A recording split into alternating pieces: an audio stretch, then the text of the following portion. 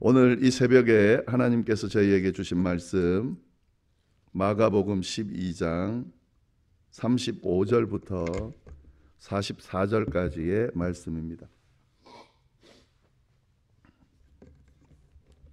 마가복음 12장 35절부터 44절까지의 말씀을 함께 한 목소리로 천천히 봉독하겠습니다. 예수께서 성전에서 가르치실새 대답하여 이르시되 어찌하여 서기관들이 그리스도를 다윗의 자손이라 하느냐. 다윗이 성령에 감동되어 친히 말하되 주께서 내 주께 이르시되 내가 내 원수를 내 발 아래에 둘 때까지 내 우편에 앉았으라 하셨도다 하였느니라. 다윗이 그리스도를 주라 하였은즉 어찌 그의 자손이 되겠느냐 하시니 많은 사람들이 즐겁게 듣더라. 예수께서 가르치실 때에 이르시되 긴 옷을 입고 다니는 것과 시장에서 문안받는 것과 회당의 높은 자리와 잔치의 윗자리를 원하는 서기관들을 삼가라. 그들은 과부의 가산을 삼키며 외식으로 길게 기도하는 자니 그 받는 판결이 더욱 중하리라 하시니라. 예수께서 헌금함을 대하여 앉으사 무리가 어떻게 헌금함에 돈 넣는가를 보실새 여러 부자는 많이 넣었는데 한 가난한 과부는 와서 두 렙돈 곧 한 고드란트를 넣는지라. 예수께서 제자들을 불러다가 이르시되 내가 진실로 너희에게 이르노니 이 가난한 과부는 헌금함에 넣는 모든 사람보다 많이 넣었도다. 그들은 다 그 풍족한 중에서 넣었거니와 이 과부는 그 가난한 중에서 자기의 모든 소유 곧 생활비 전부를 넣었느니라 하시니라. 아멘.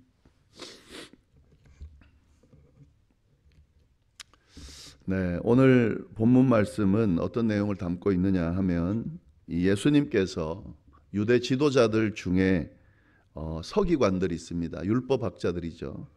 이 율법학자들을 비판하는 그런 내용이 나옵니다. 두 가지를 비판하는데 하나는 그들이 주장하는 어떤 한 이론에 대한 것이고요. 또 하나는 그들의 행동에 대한 비판의 내용이 있습니다. 어떤 내용인지 우리 좀 같이 볼 텐데 먼저 그들이 주장하는 이론에 대해서 예수님께서 어떻게 비판하시는지 어떤 내용을 비판하시는지 보겠습니다. 35절 말씀 보시면 예수께서 성전에서 가르치실새 대답하여 이르시되 어찌하여 서기관들이 그리스도를 다윗의 자손이라 하느냐. 예수님께서 성전에서 가르치시면서 무리들을 향해서 한 가지 질문을 하셨습니다. 그 내용이 뭐냐면 어째서 서기관들이 그리스도를 다윗의 자손이라 하는가에 대한 질문이었습니다. 이 서기관들이 그리스도를 다윗의 자손이다 이렇게 말한다는 거죠. 그렇게 주장한다는 거죠. 이스라엘을 구원할 메시아가 다윗의 혈통에서 나올 것이다라는 예언의 말씀이 있습니다. 그래서 이 메시아를 다윗의 자손이다 이렇게 연결해서 주장한다 하는 거죠. 이러한 그 율법학자들의 가르침을 유대인들이 다 받았기 때문에 대부분의 유대인들은 그렇게 생각을 하고 있었습니다. 메시아는 다윗의 자손이다. 그래서 어느 정도까지 가냐면요, 다윗의 자손이라 그러면 메시아를 지칭할 정도로 그렇게 둘이 연결되어 있습니다. 그리스도는 메시아는 다윗의 자손이다. 그리고 그냥 다윗의 자손이다라고 하면 그리스도를 이야기하는구나 이렇게 연결해서 이야기할 수 있다는 거죠. 이 앞에 예수님께서 병자들 고칠 때 예수님을 향해 다윗의 자손이여라고 이야기했을 때 그 이야기가 예수님을 메시아다라고 그렇게 부르는 거다라고 연결해서 이야기했던 내용 혹시 기억하실지 모르겠는데, 그리스도를 메시아를 다윗의 자손이다 이렇게 연결해서 가르치더라 하는 거죠. 근데 이건 일반적인 내용입니다. 사실은 이스라엘 사람들에게서는 일반적이고 그걸 당연시하는 그런 분위기였는데 예수님께서 이 부분에 대해서 질문하고 계신다는 거죠. 그리스도를 다윗의 자손이라 여기고 있는, 또 말하고 있는, 주장하고 있는 서기관들의 그 생각에 의문을 제기하고 있는 겁니다. 예수님의 이 말씀을 보면 질문으로 보이는데요. 사실은 뉘앙스는 부정적인 의미를 담고 있죠. 예. 왜 그렇게 이야기하냐는 거예요. 왜 서기관들이 그리스도를 다윗의 자손이라고 이야기하고 있느냐 하는 거죠. 예. 어떤 면에서는 그렇지 않다라고 이야기하는 그런 의미도 이 안에서 우리가 발견할 수 있습니다. 그리스도는 다윗의 자손이 아니다라는 어떤 의미까지도 이 안에 포함되어 있습니다. 왜 예수님은 분명히 메시아는 그리스도는 분명히 다윗의 자손이다라고 예언되어 있고 그리고 이스라엘 백성들이 대부분 그렇게 생각하고 있는데 그리고 이것은 맞는 이야기인데 틀린 이야기는 아니거든요. 맞는 이야기인데도 불구하고 왜 예수님은 이에 대해서 부정적인 뉘앙스를 가지고 질문하고 있을까? 그 답이 36절, 37절에 나옵니다.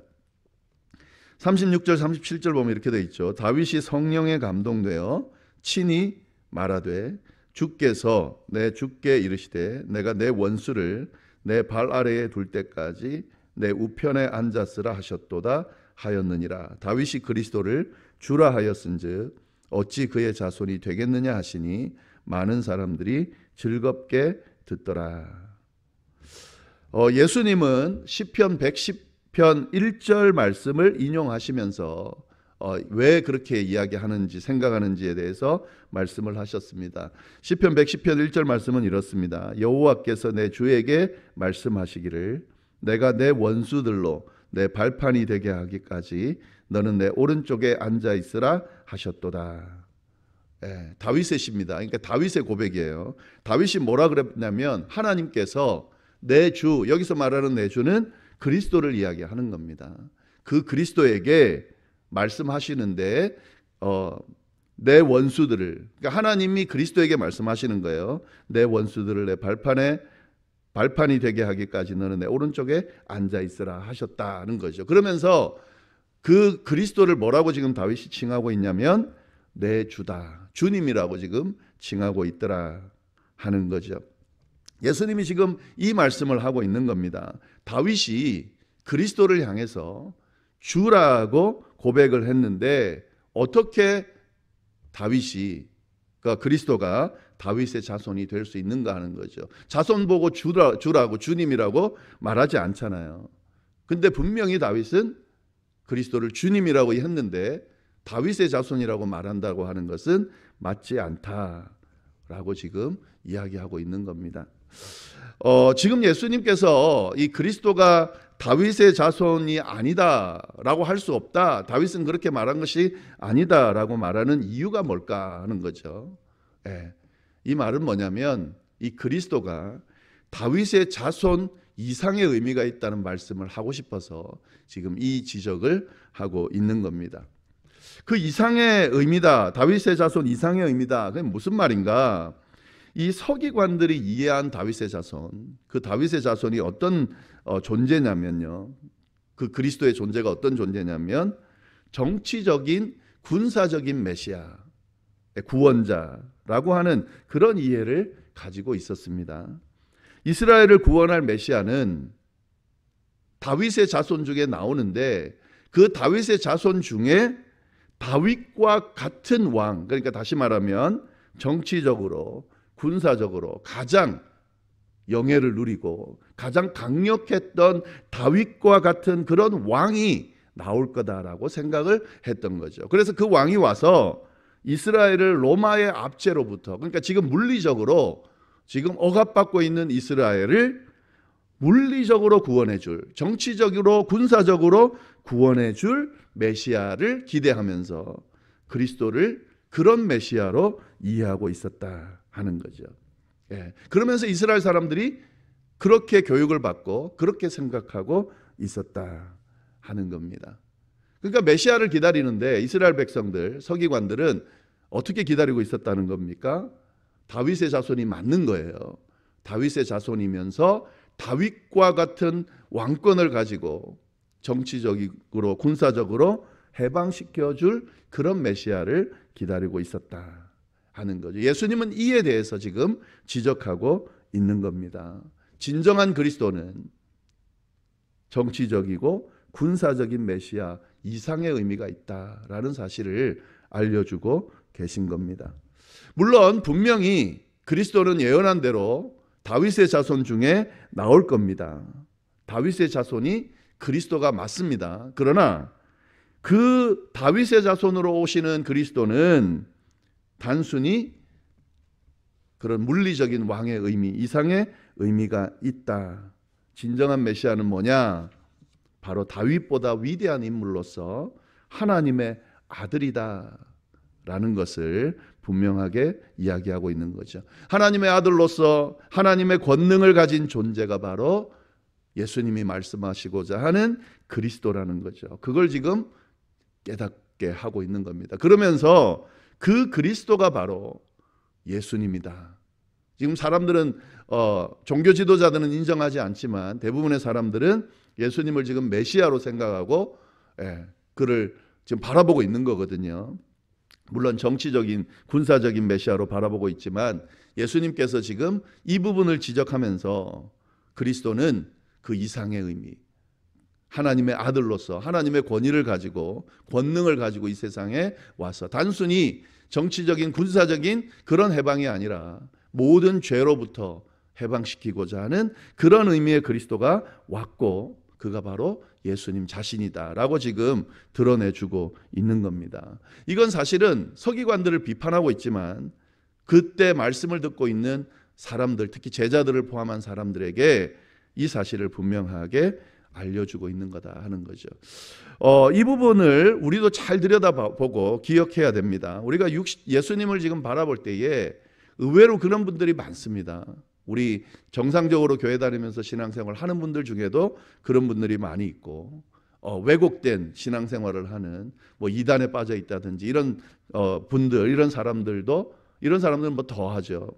예수님에 대해서 그리스도에 대해서 이 육신적인 모습에 사로잡혀서 그것을 통해서 그러니까 그 육신적인 어떤 복을 축복을 뭐 혜택을 눈앞에 보이는 것으로 어떻게 이어지게 연결해서 그렇게 생각하는 예수님을 그렇게 생각하는 경우가 많이 있다라고 하는 거죠. 예수님은 분명히 육신의 몸을 입고 이 땅에 오셨지만 그는 하나님의 아들입니다.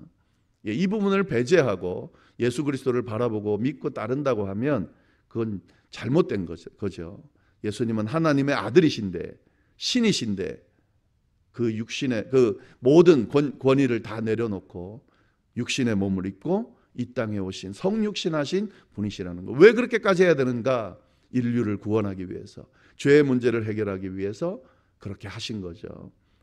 우리가 이 부분까지 믿음을 가지고 믿을 때에 예수 그리스도를 온전히 믿는 것이다 라는 사실을 우리가 기억할 필요가 있습니다. 네, 그리고 예수님은 또 서기관들을 비판하셨는데 그들의 행동을 비판하셨습니다. 특히 어떤 부분을 비판하셨냐면 명예와 재물을 탐하고 외식하는 그런 모습을 비판을 하셨습니다. 38절, 39절 말씀 보시면은요. 예수께서 가르치실 때에 이르시되 긴 옷을 입고 다니는 것과 시장에서 문안받는 것과 회당의 높은 자리와 잔치의 윗자리를 원하는 서기관들을 삼가라. 서기관들을 조심하라 라고 지금 경고하면서 그들을 비판하는데 그들이 어떤 사람들이기 때문에 그렇습니까? 그들은 긴 옷을 입고 다니기를 좋아하고 시장에서 인사받기를 좋아하는 사람들이라 하는 거죠. 긴 옷을 입는다는 것은 어떤 모습입니까? 서기관인 티를 낸다는 거예요. 보통 길게 막 이렇게 옷을 입고 다니지 않습니다. 평상복으로. 그러나 서기관들은 그렇게 긴 옷을 입고 다녔나 봐요. 자신이 서기관이다라고 하는 것을 드러내는 거죠. 왜 드러낼까요?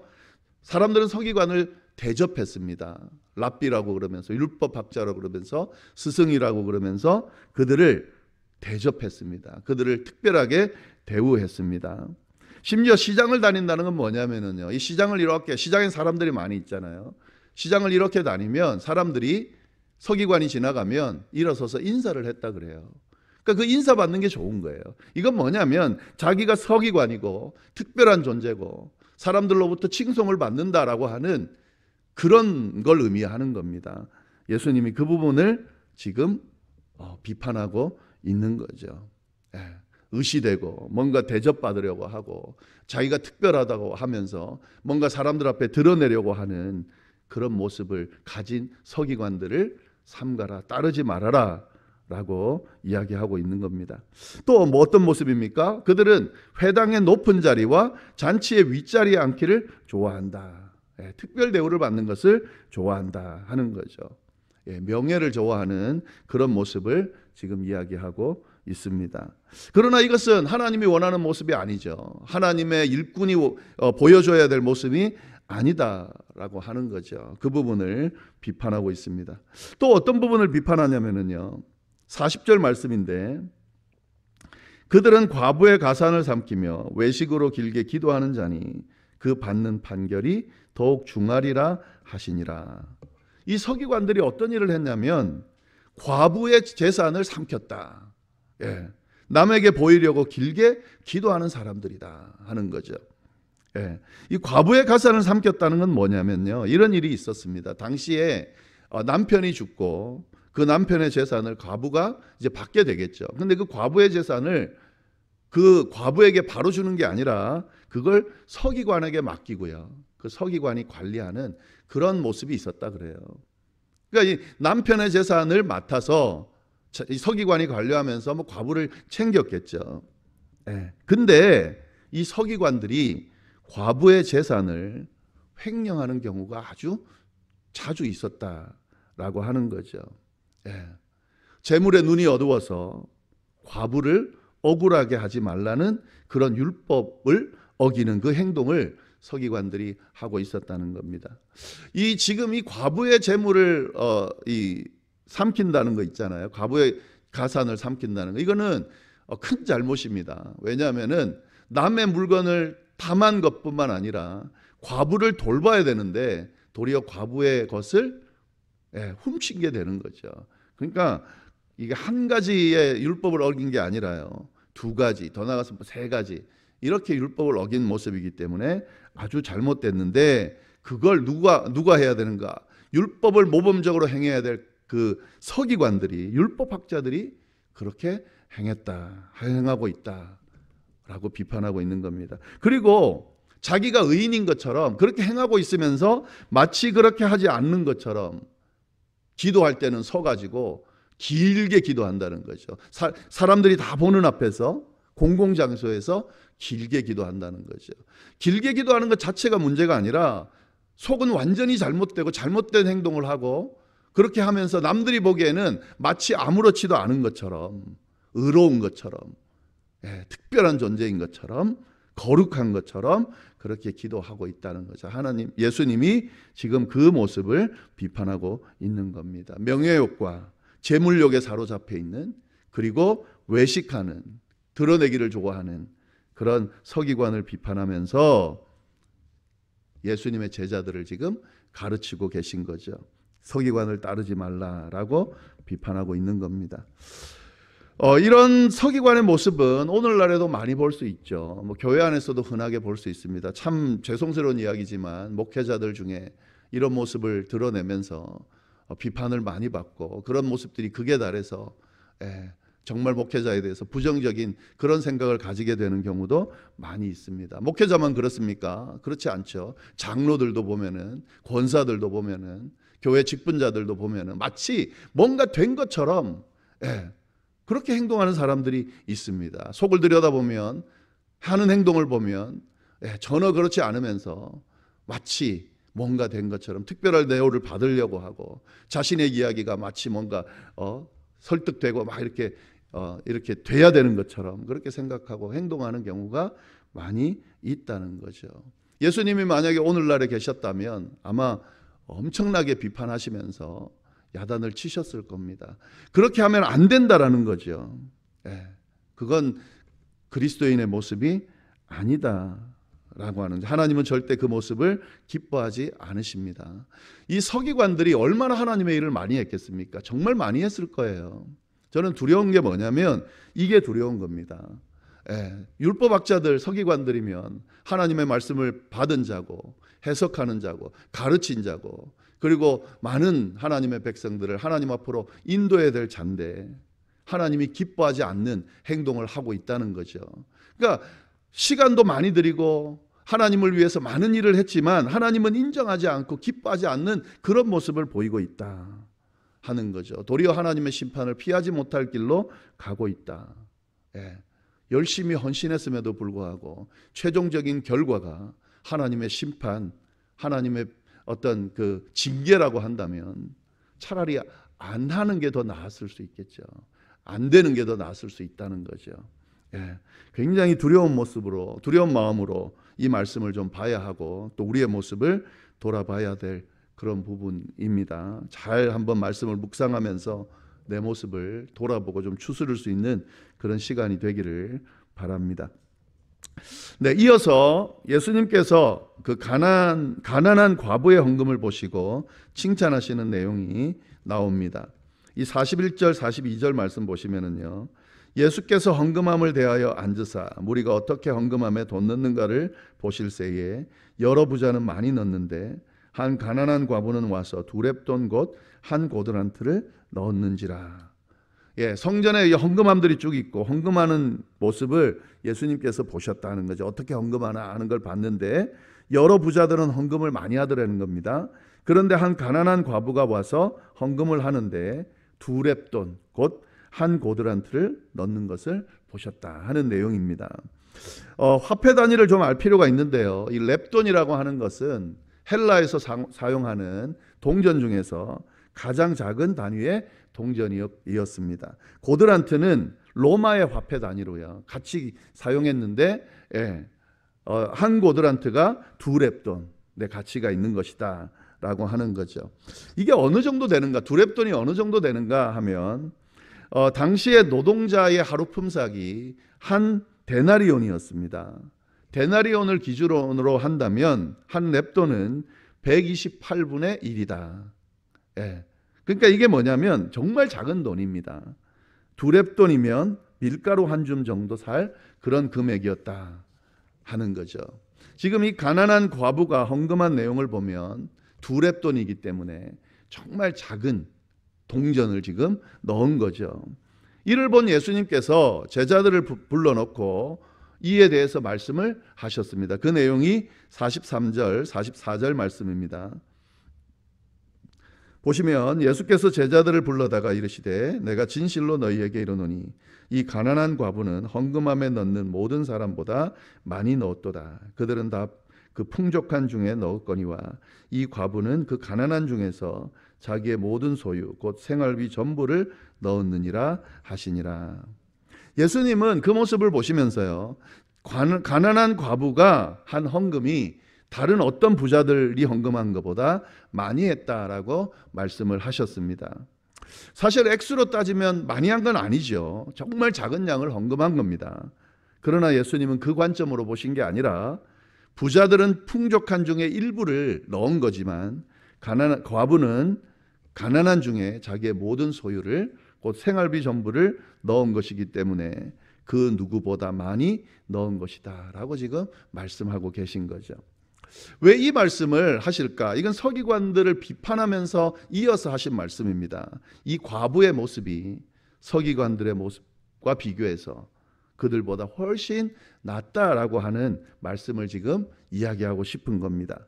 자신의 명예욕과 재물욕에 사로잡혀 있는 사람들, 자신의 이익을 위해서 불쌍한 과부의 것도 약탈하는 모습이 바로 서기관인데 그와 달리 자기의 것을 하나님 앞에 드리는 이 과부의 모습이 어떤 것이 진짜 하나님을 위하는 길인가를 분명하게 보여주고 있다 하는 거죠.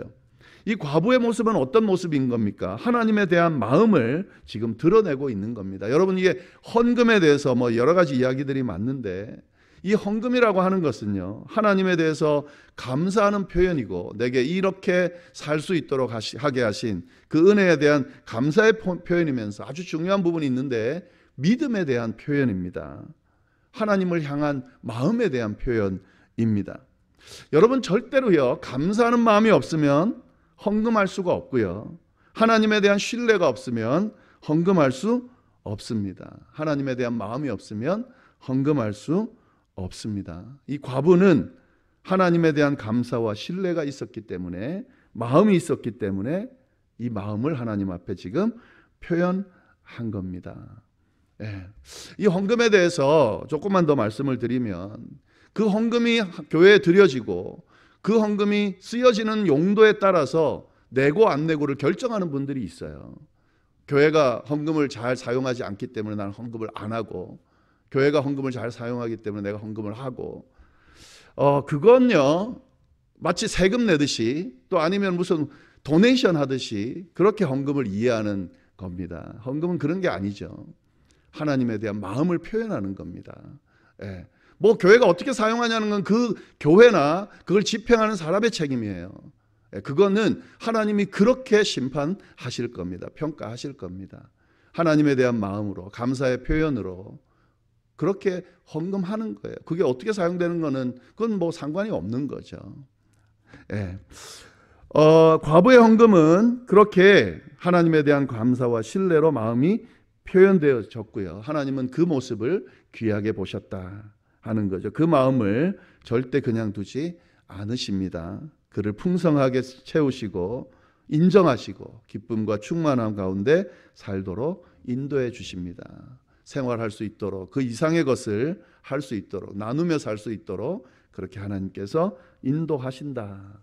어떤 것이 더 진짜 하나님을 사랑하는 모습이냐는 것을 오늘 말씀을 통해서 분명하게 드러내주고 있습니다. 네, 오늘 말씀, 이 서기관들에 대한 비판의 말씀이 오늘 우리에게 들려주는 하나님의 말씀으로 들려지기를, 그리고 저와 여러분들이 그 말씀 안에서 우리를 들여다보고 혹 바꿔야 될 부분들, 회개해야 될 부분들이 있으면 회개하고 고칠 수 있기를, 그리고 정말 하나님 앞에 인정받는, 하나님이 복 주실 수밖에 없는 그런 그리스도인의 삶을 다 살아가실 수 있기를 간절히 바랍니다. 기도하겠습니다.